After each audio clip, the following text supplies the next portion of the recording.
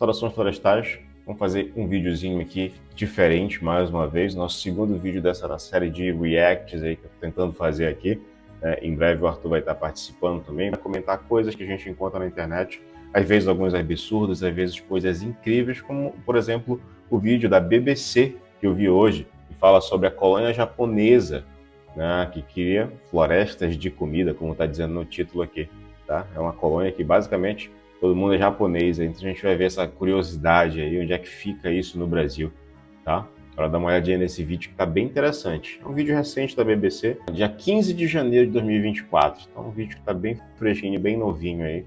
Tá? Eu vou deixar o link na descrição aqui para quem quiser ver o vídeo na íntegra, aqui sem pausa e tudo mais, sem comentário, nada. Então vou deixar o link na descrição. Caso você não tenha visto, vale muito a pena ver.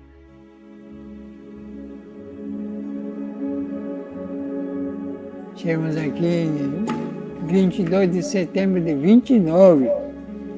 Eu com 2 anos de idade, bebê ainda. Não tinha nada mesmo, era mata. Acho que pela característica das folhas aqui já dá para descobrir um pouco. Tipo, as palmeiras aqui, esse tipo específico, essa espécie de palmeira, acho que já dá para a gente conhecer um pouquinho, se localizar, né? E me criei no meio da mata praticamente.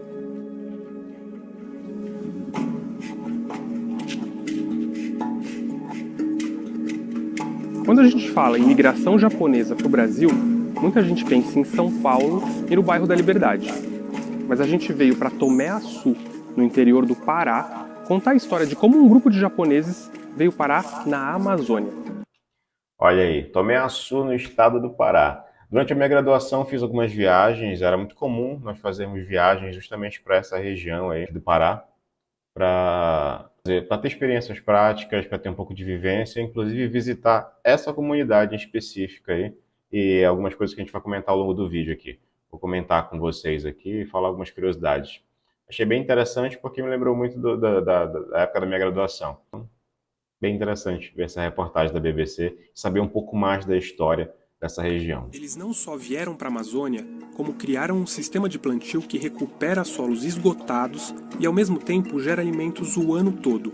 Uma técnica capaz de transformar grandes áreas desmatadas em exuberantes agroflorestas e que fez de Tomé-Açu um exemplo para quem busca alternativas à destruição da Amazônia. Nos anos 1920, quando as famílias japonesas começaram a chegar aqui, a ideia era que elas ficassem alguns anos, juntassem um dinheiro e depois voltassem para o Japão. Só que isso não aconteceu com uma boa parte daquelas pessoas. Elas ficaram aqui até o fim e morreram no Pará. Lembrando que isso aqui foi em 1929, né? O que aconteceu um pouquinho depois aí, né? Guerras, os prelúdios das guerras, e os japoneses estavam no lado que é considerado o lado inimigo, então com certeza teve reflexo aqui. Eu ainda não vi todo esse vídeo, né? Mas até onde eu vi, eles entram um pouco nessa questão da guerra aí, dos reflexos da guerra, justamente nessa comunidade japonesa aqui no Pará, e em outras comunidades ao longo do Brasil, né? Essa é a história de uma comunidade que fincou raízes nesse pedaço da Amazônia.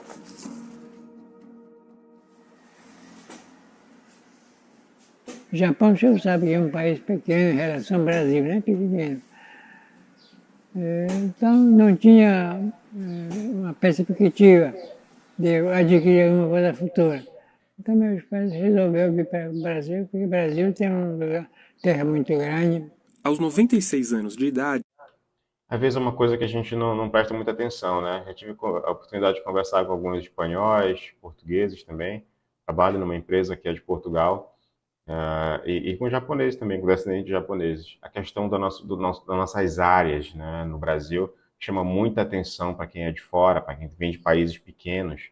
Por exemplo, o Japão, que é um monte de ilhas ali, muito difícil fazer agricultura ali. Então vem para cá, realmente parece muito como um paraíso, né? E de fato nós temos uma região que é muito rica em todo tipo de recurso natural, seja mineral, seja florestal, sabe? Qualquer recurso, tudo que planta dá, em qualquer região do país, sabe? Então é muito importante que a gente tenha noção disso e às vezes a gente acaba não valorizando, né? Coisa que a gente tem aqui perto, a água, por exemplo, que é um recurso que é tão abundante aqui na região norte do Brasil, em algumas regiões do mundo é algo que inclusive gera conflitos.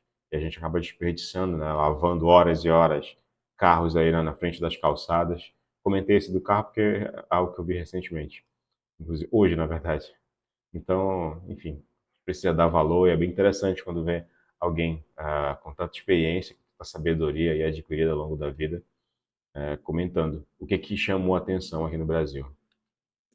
Hajime Yamada é a última pessoa viva a integrar a primeira leva de japoneses que aportou em Tomé Açu, em 1929. Porque a gente morava numa barraca, né? Madeira, casa de madeira, coberta de cavaco, piso de chão. Só tinha sozinha onde tinha quarto. Mas pobre mesmo. Sempre fui pobre. Como que foi que essa onça apareceu aqui? Agora. Porque Antes dos comentários aí, caso alguém esteja já pensando em comentar, lembrem-se que eles eram praticamente desbravadores aqui vindo para a região, era uma outra mentalidade. Então, tenta observar isso como um relato histórico, sabe? Com pessoas de uma outra época totalmente diferente, com visões diferentes, com perspectivas diferentes da que a gente tem hoje em dia. Tá? Eu vejo muito, já vi vídeos parecidos aqui na internet e o pessoal meio que comenta umas coisas meio sem noção ou totalmente sem noção, né? Justamente tentando colocar a mentalidade que a gente tem hoje em dia, com base em todo o conhecimento que já foi adquirido, com todo aprendizado ao longo das décadas aí, e querer colocar na cabeça de uma pessoa que por muitas vezes não tinha sequer instrução básica, não sabia nem escrever direito, o que dirá ter consciência ambiental, como a gente tem hoje em dia, né? Como alguns têm, pelo menos hoje em dia.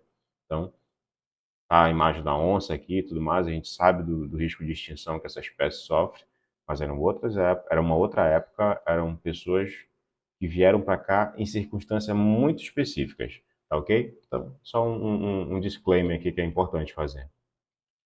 atrás era mata. Mas é muito grande, né? Assustador. O senhor tinha medo? Não, não. Teve. Tremia.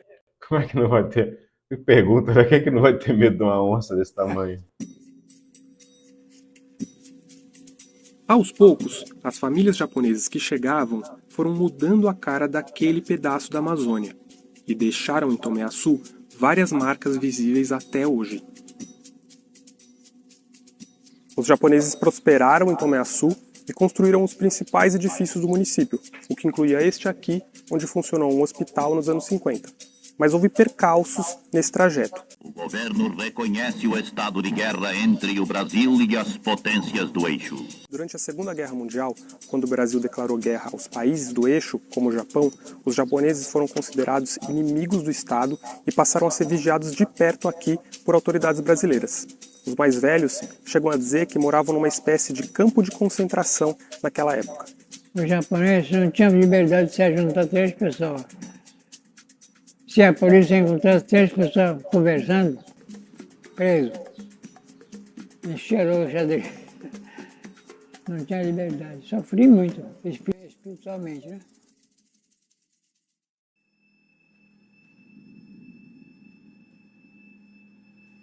O fim da guerra teve um sabor agridoce para o Hajime Yamada. Se por um lado ele ficou aliviado com o fim dos controles sobre a comunidade, por outro, ele soube que a cidade natal dele tinha sido destruída por uma bomba atômica dos Estados Unidos. Nossa, você consegue imaginar o que é uma pessoa estar em outra localidade, estar em outro país, e ele simplesmente descobre, né, vê aí através do noticiário, que a sua cidade foi devastada. Não existe mais. Todo mundo que tu conhecia, todo mundo que tu poderia conhecer, simplesmente virou pó. Imagina o efeito disso na cabeça de uma pessoa, na família. Inimaginável, assim. Não consigo me colocar no lugar e imaginar isso daí, porque é algo impensável.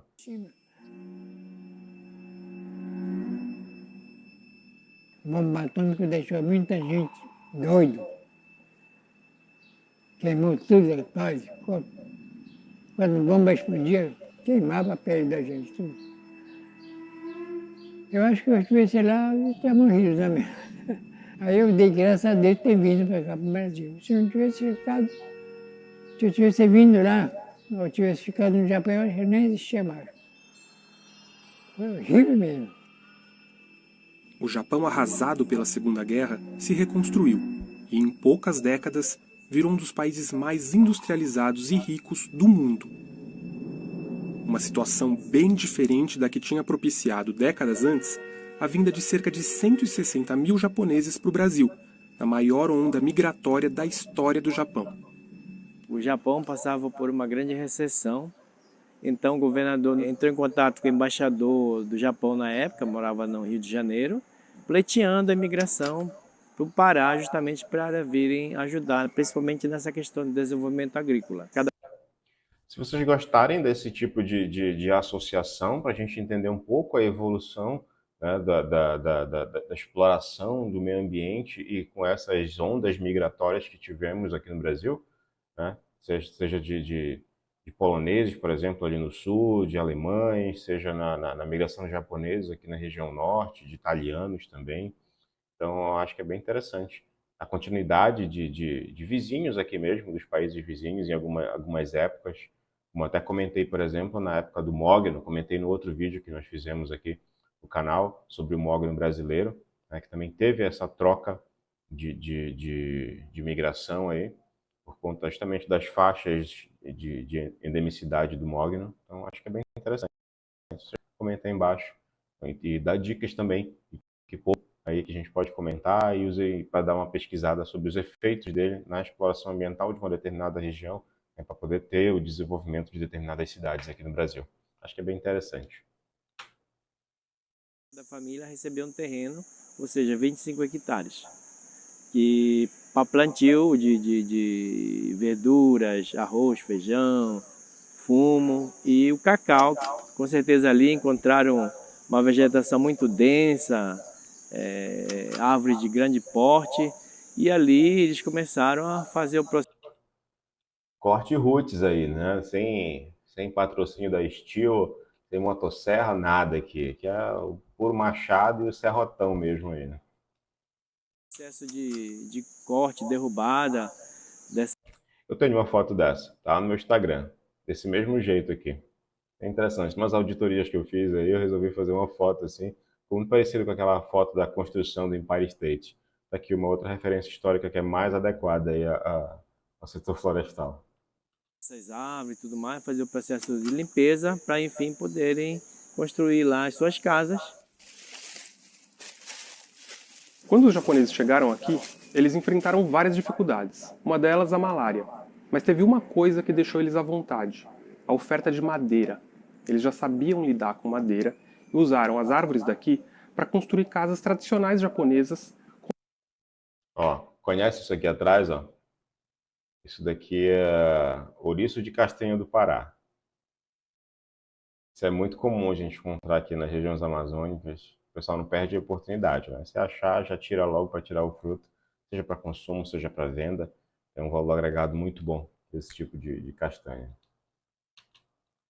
Coloca isso de experimentar, como é que tu gosta de consumir a castanha do Pará? As técnicas que eles trouxeram de lá, Ou castanha do Brasil. na qual não se usa nenhum prego nem parafuso, apenas encaixes. A partir dos anos 60, a comunidade viveu seu apogeu graças ao cultivo de pimenta do reino. Naquela época, o tempero estava com preços altos no exterior e várias famílias japonesas se dedicaram à atividade. Foi com base nisso que teve um grande ganho naquela região, ali naquela cidade de Tomé Açu, aqui no Pará. Eles criaram a Canta. Eu vou até dar uma pausa aqui rapidinho para mostrar para vocês. A Canta, que é a Cooperativa Agropecuária Mista de Tomé Açu. Acredito que seja esse o nome. Vamos ver aqui. Canta Tomé Açu. Foi essa cooperativa que nós conhecemos. Ela, inclusive, foi criada justamente no ano dessa imigração que ele comentou, em 1929. Então, a partir daí, começou-se o desenvolvimento de técnicas, de descobrir as espécies mais adequadas e encontraram na pimenta do reino o que foi realmente o progresso daquela cidade, daquela região durante bastante tempo, durante muitas décadas aí. Mas, em algum momento, acho que a gente vai ver isso no vídeo, provavelmente. Se começou a falar da pimenta do reino, com certeza eles vão falar desse período aí, que foi um período de instabilidade. Tá aqui a Cooperativa Agrícola Mista de Tomé Açu, exatamente isso. Tá? Exporta bastante produtos aí para o Japão, exporta bastante produto para outros países aí. Aqui no Pará, por exemplo, é muito comum de se encontrar as polpas de frutas que eles produzem. uma gama muito grande de produtos, cupuaçu, goiaba, maracujá, taperebá. Taperebá é o cajá em algumas regiões, aqui a gente chama de taperebá. Tá? Outros óleos vegetais, óleo de andiroba, óleo de copaíba. A dita pimenta do reino, claro, que não pode faltar. Sorvetes, sorvete de açaí, amêndoas de cacau, pitaia, também produzem bastante. Tem vídeo também aqui no canal, um shortzinho que nós fizemos, um Reels, dependendo da rede social, falando sobre a pitaia, o que ela é, acerola. Acerola com pitaia parece ser ótimo. Enfim, entre no site aqui, canta com M, canta.com.br, tá? Acho que vale a pena visitar, conhecer um pouco mais, verificar as certificações aí para quem trabalha com auditoria ambiental, com auditoria florestal, com certificações. Aqui as 4 certificações que ele tem aqui, a USDA Organic, justamente que é para evidenciar a qualidade dos produtos orgânicos que eles produzem. Tem outras certificações aqui de origem orgânica. Essa Kosher, essa Jazz eu não conheço. Jazz, não sei. JS. Não conheço essas duas. A primeira eu conhecia, essa aqui eu já vi esse selo, mas não sei falar que certificação é, não dá para clicar aqui para verificar. Apenas a USDA, né, que é a mais conhecida dessas 4, eu acredito, né, pelo menos para mim. Conta aqui os produtos, a origem dela, a história, onde a estrutura dela, como é que funciona, tá? Aqui onde encontrar os produtos dela, vale bem a pena, tá? Vamos voltar para o vídeo aqui. Não dá para dar uma visitinha no site da Canta aqui. Isso daqui já é dentro da estrutura da Canta, já é dentro do rol de atividades que eles executavam desde 1929, quando eles começaram as atividades, aí em Tomé-Açu. Até que na década de 70, uma praga chamada fusariose dizimou as plantações e encerrou o ciclo. É o que eu acabei de comentar. Foi essa praga que foi um grande problema aí. Teve pessoas, inclusive proprietários de lotes rurais aí, que tiraram suas vidas porque perderam toda a produção. Imagina ter investimento de anos aí num local e simplesmente dar uma praga de repente, que é um problema que é muito comum em monocultura, infelizmente, tá? E aconteceu essa praga da fusariose aí. Acabou consumindo, né, toda a pimenta do reino da região ali. Foi um problema geral. Quebrou muitos produtores ali, muitos tiveram que voltar para o Japão mesmo, uma mão na frente, outra atrás. Foi uma situação bem complicada na época aí, por volta da década de 70. De prosperidade. Os produtores aqui ficaram aí uma necessidade muito grande, né? Não tinham fonte de renda, então até então começaram a procurar novas alternativas.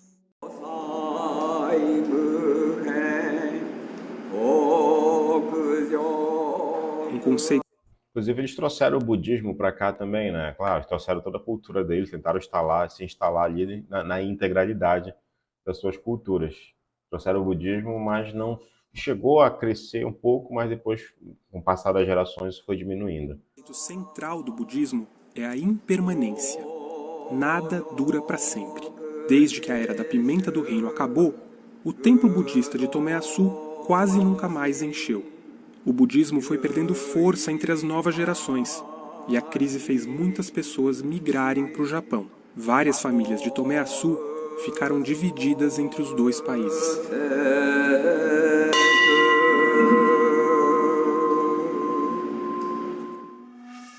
Tamó Mineshita foi um dos que tentaram a sorte na terra dos antepassados.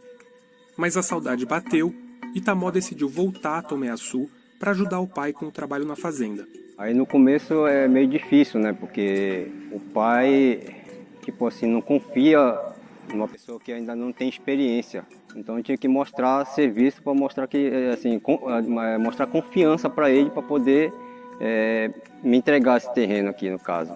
Tamó assumiu a propriedade do pai, mas ainda não sabe se algum dos filhos vai querer seguir os passos dele. Sua filha mais velha, Jennifer, se formou em biomedicina e também pensa em passar um tempo no Japão. Para ver se eu consigo um dinheiro, né? E aí poder ir atrás dos meus sonhos da faculdade, né? Aprimorar uns cursos e, quem sabe, morar em outro local também. Isso é uma realidade do setor rural. Isso, ao longo das consultorias, ao longo das auditorias, é o que a gente mais escuta. Muitas empresas tendem, inclusive, a finalizar naquela geração, né, dos patriarcas da família, por exemplo, porque os filhos já não se interessam pelo ramo da família, né? Alguns, inclusive, não se interessam por nada, né? Problema do herdeiro algumas vezes. Mas muitos deles simplesmente mudam de área e quando os pais acabam falecendo, tem que vender a empresa e às vezes acabam fazendo péssimos negócios, inclusive, acabando com o patrimônio que foi adquirido ao longo das gerações. Tá? Isso não é uma exclusividade aqui dos produtores rurais, acontece em vários segmentos do mercado, mas no setor rural é um agravante, né, justamente porque tem uma questão os jovens hoje em dia eles querem coisas um pouco mais dinâmicas, né, eles não se veem, por exemplo, fazendo essas atividades rurais, eles querem fazer outras coisas, querem ir para cidades mais movimentadas, principalmente quem cresce em Tomé-Açu, que apesar de ser uma cidade bem organizada, é uma cidade que está longe do que oferta uma capital, por exemplo, né? Então, os jovens é mais interessante acabar se deslocando para cursar na faculdade na capital, por exemplo, aqui em Belém do Pará ou qualquer outra capital do Brasil. Então, eles vão para essas outras cidades, essas outras regiões metropolitanas, e por lá eles acabam se consolidando, acabam formando família e tudo mais. Fica muito difícil de voltar para uma cidade pequena para trabalhar no setor rural. Isso é uma realidade do setor. Tá? Se você conhece alguém que já passou por isso, concorda com que de fato isso é uma realidade do setor rural como um todo, comenta aí embaixo. Concorda, se não concorda, se já viu isso acontecer. Como que vai ser a passagem do próximo ciclo, quando você já não tiver mais condição de tocar aqui o dia a dia? É porque uma propriedade, a meu ver, é como se fosse criar um filho, porque você começa do zero. Você pega uma área praticamente sem nada, você mesmo prepara a muda, você mesmo planta e começa a colher, né, produzir. E isso aí a gente quer que tenha uma continuidade, né?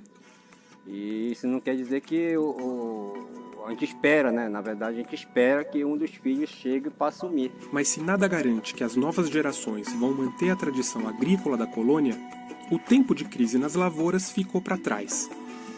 Uma revolução nas fazendas das famílias japonesas trouxe um novo ciclo de bonança para Tomé-Açu e fez o município recuperar a parte do verde que tinha quando os pioneiros chegaram aqui. E isso é bem interessante, né, da cooperativa.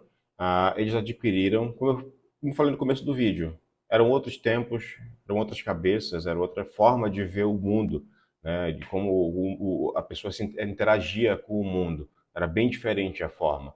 Então, hoje em dia, já com o conhecimento, com a experiência que foi adquirida ao longo das décadas, é muito mais fácil tentar entender como é que o ser humano está inserido no meio ambiente, como é que ele pode fazer parte, como é que ele pode estar integrado, e não simplesmente usando recursos, entende? Então, é bem interessante isso, o conhecimento técnico vai trazendo essa possibilidade de fazer um pouco mais e de fazer um pouco melhor para aquela região. Tá? Então, justamente, eles têm muito essa pegada. Se você entrar no próprio site, eles falam disso, né? De promover o uso da agrofloresta justamente para reflorestar áreas, utilizar porções menores de terra para deixar as áreas se recuperando, áreas que já foram desmatadas ao longo das décadas aí. Acho bem interessante isso. E que eles vão comentar a partir de agora, justamente esse eixo da Canta aí.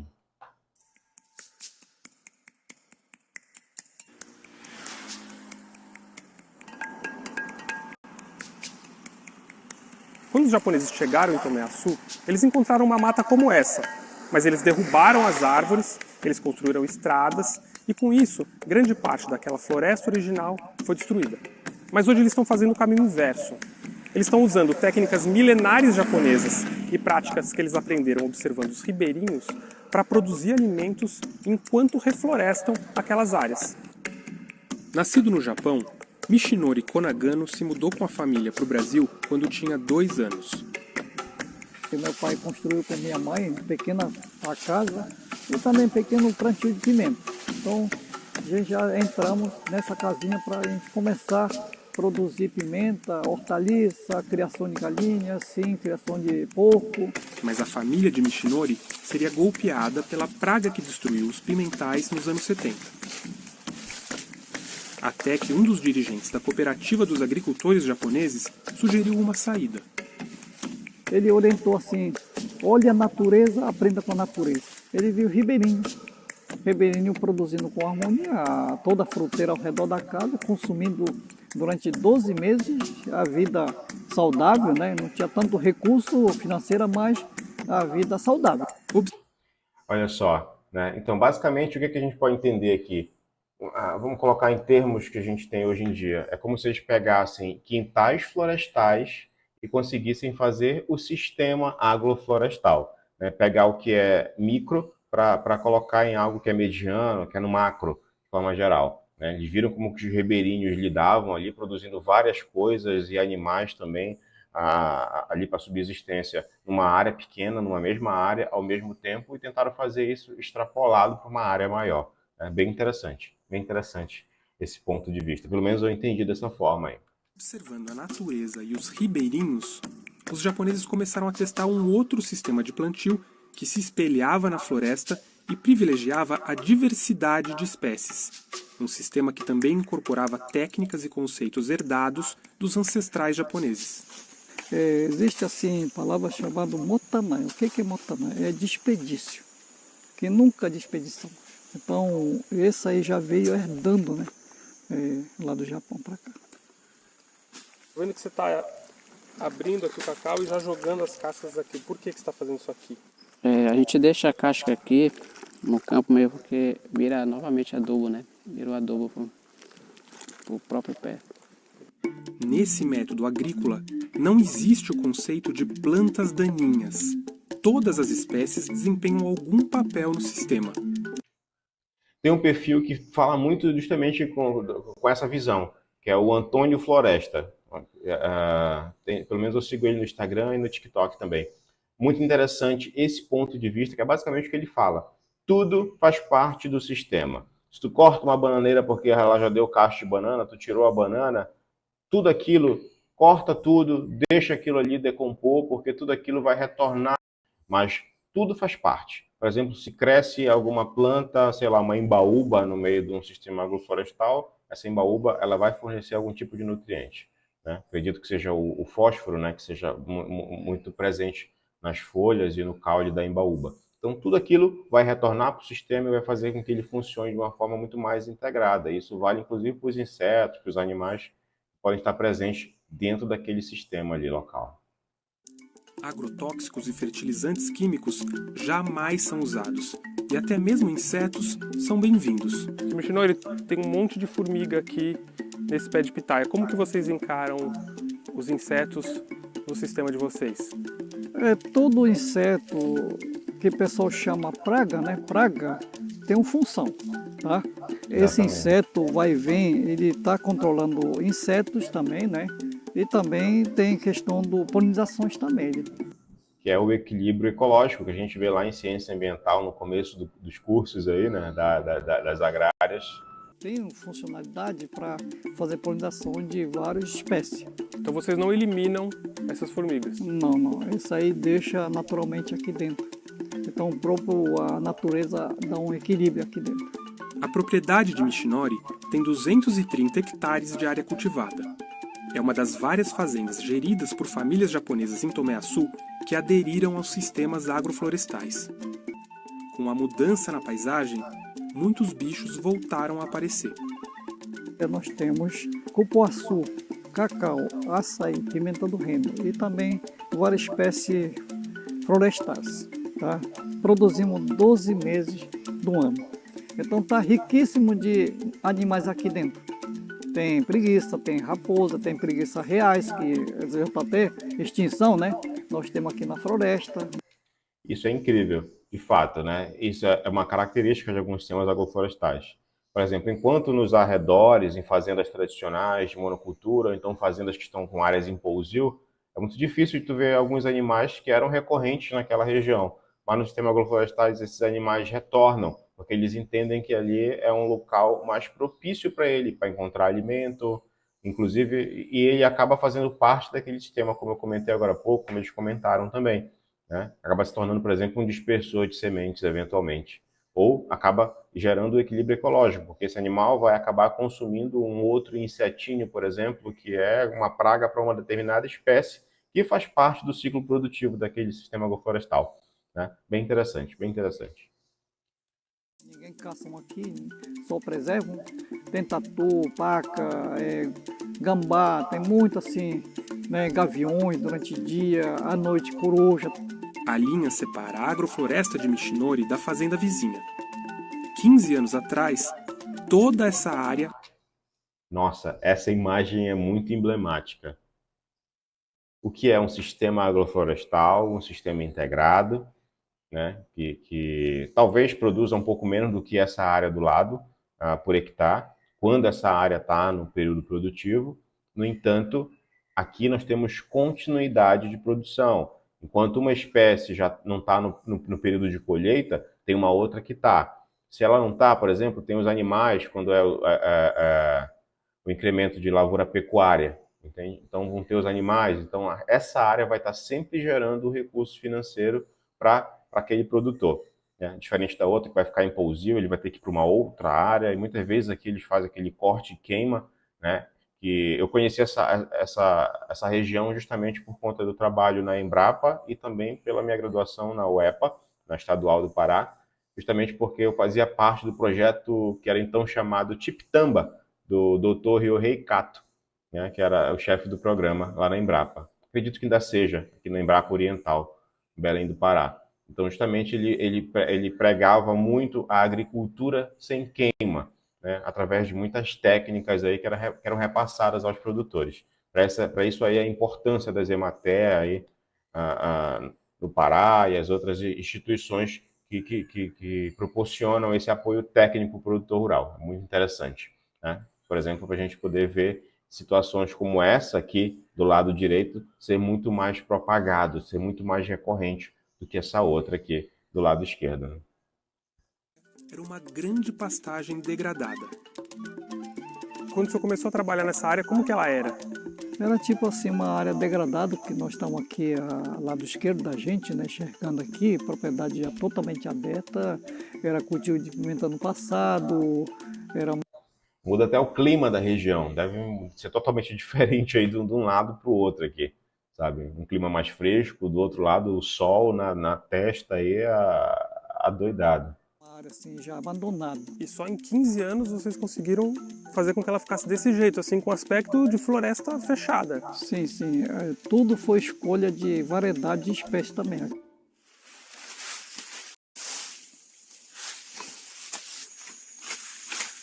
Hoje o cacau é o carro-chefe da produção de Michinori e de várias outras famílias vizinhas. Um cacau de... Produção aí do chocolate, né? Inclusive, não sei se vocês conhecem, mas nós temos também na região o cupulate. Na região, mas já é exportado também para alguns locais, né? Claro que em volume menor do que o cacau. Mas o cupulate é usada a mesma técnica da produção do chocolate tradicional, que é feita a partir da amêndoa do cacau, mas com a amêndoa do cupuaçu, tá? Procurem saber depois, acho que vocês vão achar bem interessante. É bem saboroso também. De alta qualidade e que passa alguns dias em processo de fermentação e secagem antes de ser exportado. Isso aí pode-se dizer que é uma imagem que tem cheiro. É um cheiro muito característico aí da fermentação das sementes de cacau, das amêndoas de cacau. Eu imagino o privilégio deve ser sentir esse cheiro, né, da fermentação do cacau, né, bem forte, bem gostoso, né? Dá para saber a qualidade já pelo cheiro, né? Essa amêndoa, boa parte dessa amêndoa de qualidade primeira, qualidade 1, exportado via cooperativa para o Japão, uma empresa chocolateira. É difícil imaginar que os mesmos agricultores que criaram esses canteiros abundantes ajudaram a destruir a floresta no passado. Hoje eu sinto assim culpado ter derrubado, queimado, né, com um palito, um fósforo, incendiamos toda a floresta, né, então queimamos. Isso que é consciência, né? Não é porque fez errado, então vai ter que ser criticado e pau na costa o resto da vida. tiveram a consciência, tiveram a humildade de ter que aprender como fazer direito, até para a própria sobrevivência da comunidade que eles formaram lá, tá? Eu acho que isso tem que ser entendido por todas as empresas que trabalham com recursos naturais, as empresas, especialmente as empresas do setor florestal, do setor agropecuário de maneira geral, tá? Não é porque eu fiz errado e eu já entendi que eu fiz errado, eu tenho que permanecer no erro. Dá para fazer diferente.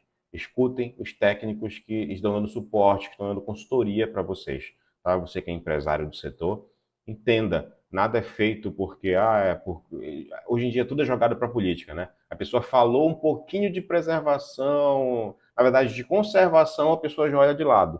Quando fala de preservação, meu Deus do céu, acabou o mundo. Tira essa pessoa daqui que é de esquerda, sabe? Esquecendo que essa pessoa é uma técnica da área, um técnico, uma técnica da área, né? Então, claro que ela vai sempre prezar pelo equilíbrio entre as atividades. Não é uma questão Existem os preservacionistas, claro, mas existem os conservacionistas, que é usar de forma racional os recursos naturais. Tá? É mais ou menos isso que eu quero que vocês entendam nesse vídeo aqui. Quero que vocês olhem por esse prisma, sabe? Para a gente tentar prezar pelo uso consciente de recursos naturais, porque dá para produzir, sabe, em grandes áreas de uma forma consciente, sem ter que degradar aquela área e depois ficar dizendo, mas é o progresso, é para gerar emprego. Dá para fazer tudo isso para gerar progresso, para gerar emprego, usando de forma racional, de forma técnica, toda aquela propriedade. Entende? Sem ficar fazendo falcatrua, dizendo que não dá para seguir a lei, porque se eu seguir a lei eu vou ter que fechar a empresa. Tem muito empresário que fala isso, e eu falo com conhecimento de causa, porque eu vi pessoa falando para mim isso, sabe? E não faz o menor sentido. Viramos cinza, aquela matéria orgânica virou toda cinza. E a degradação foi muito grande naquela época.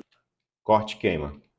Agora, Michinori se dedica a dividir com outros agricultores do Brasil e outros países o que ele aprendeu. Eu vejo assim, imensidão de gente necessitando, né? Precisamos alimentar essas populações. Então, por que não passar esse conhecimento para todo mundo, né? É a grande questão, seu Shinori. Independente de colônia japonesa. Esse é o meu pensamento particular.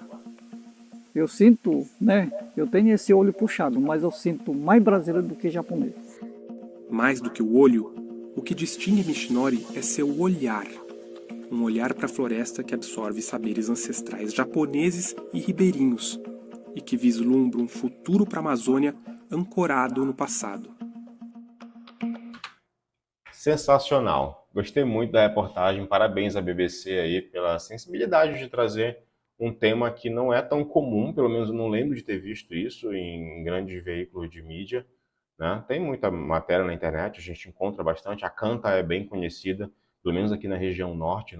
Eu não tive esse contato no sul, né? Quando eu morei no sul, lá no Paraná, eu não lembro de ter ouvido falar, né? Muito pelo contrário, eu acho que isso tem que ser difundido mais, para a gente acabar com alguns estereótipos de cada região, e assim a gente conhece o nosso país dentro da totalidade que ele pode ofertar, né? Cada região pode ofertar, e inclusive assim a gente pode entender como incrementar essas potencialidades regionais, tá? Esse aqui foi o segundo react aqui. Se vocês tiverem sugestões, coloquem aí embaixo. A gente quer fazer um conteúdo mais bacana, quer trazer um negócio diferente para vocês. A gente vai continuar com os nossos mini docs aqui, com nossos vídeos comentando as matérias, na verdade trazendo as matérias mais à tona, aquela nossa edição que a gente coloca, que é um negócio que é feito com muito esmero, muito capricho para vocês aí. A gente procura entender um pouco mais de edição para trazer um negócio melhor, mais palatável, um conteúdo de uma forma mais didática. E essa aqui a gente está trazendo justamente para isso, para que a gente consiga mostrar para vocês, enquanto a gente comenta, coisas que estão sendo veiculadas aí com relação ao setor ambiental. Tentar diminuir um pouco daquela propagação de desconhecimento, aquele suco de senso comum que ainda gira aí entre muitos profissionais da área ambiental como um todo, né? Então a gente tem que entender que existem estudos que geraram alguns aspectos técnicos que a gente acaba abordando em alguns vídeos aqui, e tem gente que nega simplesmente com eu acho que não, sabe? E por isso fica. Eu disse, poxa, eu te trouxe aqui um monte de artigo, te trouxe um vídeo exemplificando, ilustrado com tudo que eu estou falando. Aí tu me responde que tu acha que não é isso, porque por qualquer motivo, sei lá, sabe? Eu acho que não é por aí que as coisas vão funcionar para a gente enriquecer esse debate ambiental, tá? Então a gente pode continuar com o discurso de Brasil alimenta o mundo e tal, que eu não concordo totalmente com isso, mas dá para a gente continuar com esse mesmo discurso, mas fazendo as coisas da maneira mais próximo ao correto. A gente sabe que o ideal geralmente é meio que inalcançável, mas a gente pode chegar próximo do ideal aí, com equilíbrio, como a gente acabou de ver na reportagem da BBC aqui. Tá ok? Um abraço. Se você é da Canta, conhece a Canta aí, um abraço especial para você, tá? Saudades aí de fazer essas viagens com a turma da faculdade, eram muito enriquecedoras e muito divertidas também, tá? Um abraço, dê sugestões de vídeo pra gente, não te esquece de verificar a tua inscrição aqui no canal, tá? De curtir e compartilhar esse vídeo com quem pode se interessar com esse tema. Se tu quiseres saber de notícias ambientais, acesse o nosso site www.florestalbrasil.com, tem matéria nova todos os dias por lá. E segue Florestal Brasil nas redes sociais. Florestal Brasil em todas elas. Tem Quai, TikTok, Instagram, em todo lugar. Inclusive no Pinterest também, que foi uma surpresa pra gente saber que a gente está crescendo bastante lá no Pinterest também. Beleza? Por agora é isso, até a próxima. Valeu!